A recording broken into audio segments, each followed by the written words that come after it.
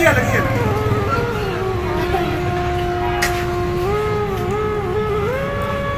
जी। मैं बिस्मिल्लाह करा। ऐ जनाब मेरी बहुत प्यारी बहन, आज स्पेशल मैंने मिलने वास्ते आया तो मैं देख के बड़ी खुशी हुई है।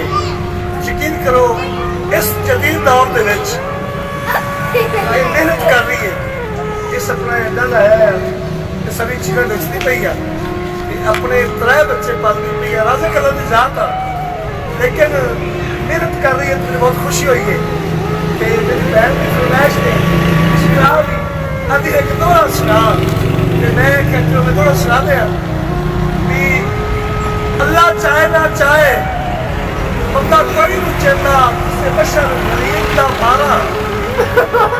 अल्लाह चाहे ना चाहे बंदा कोई नहीं चाहता किसी बशर गरीब का भारा। छत कमलिए मान मगली दा इते मंगनी प्यार उधारा। 4 अंक अपनी से रहिया अमर अपना आप सहारा। कसे सजन का दर सलाम न था आज मुदा खुदाई बरतारा। ओके